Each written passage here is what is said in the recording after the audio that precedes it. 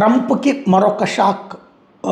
ఏదైతే టారిఫ్ల విషయంలో కోర్టు తీర్పిచ్చిన తర్వాత అది కూడా ఏకంగా సుప్రీంకోర్టులో 9 మంది జడ్జిల్లో 6 తీర్పిచ్చాక ఆ డబ్బులు తిరిగి ఇచ్చేయమంటే దాన్ని మాత్రం ఇవ్వబోమని చెప్తుంటే ఇచ్చి తీరాల్సిందేనని కోర్టు చెప్తోంది. టారిఫ్ల సొమ్ము రిఫండ్ చేయాల్సిందే న్యూయార్క్లో ట్రేడ్ కోర్టు తీర్పిచ్చింది. 1977 అంతర్జాతీయ అత్యవసర ఆర్థిక అధికారాల చట్టం IEEPA కింద ట్రంప్ లాస్ట్ ఇయర్ విధించినటువంటి భారీ సుంకాలు ఆమోదయోగ్యంగా దాన్ని సుప్రీంకోర్టు తేల్చి చెప్పిన నేపథ్యంలో అట్మస్ ఫిల్ట్రేషన్ అనే సంస్థ దాఖలు చేసిన పిటిషన్ మీద విచారణ సందర్భంగా దిగుమతిదారులు రిఫండ్ పొందేందుకు అర్హులని తాజాగా ట్రేడ్ కోర్టు న్యాయమూర్తి రిచర్డ్ ఈటన్ తీర్పు చెప్పారు.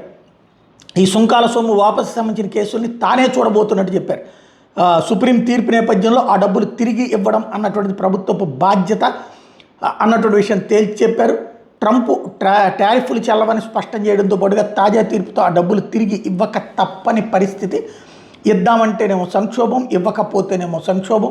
ఇది ప్రస్తుతం వాళ్ళకి సంబంధించి కస్టమ్స్ బోర్డర్స్ ప్రొటెక్షన్ ద్వారా అమెరికాలోకి దిగుమతి అన్ని వస్తువులు లిక్విడేషన్ అనే ప్రక్రియలోకి రావడం, ఈ వస్తువుల మీద అధికారులు విధించిన సుంకం మీద అభ్యంతరం తెలపడానికి దిగుమతిదారులకు 180 రోజులు టైం ఉండటం, ఆ గడువు ముగిసిపోతే వాళ్ళు US అధికారులు విధించిన మొత్తాన్ని చెల్లించాల్సి రావడం, ఇటీవల ఈ సుప్రీంకోర్టు తీర్పుల నేపథ్యంలో మార్పు అయితే తప్పని పరిస్థితి.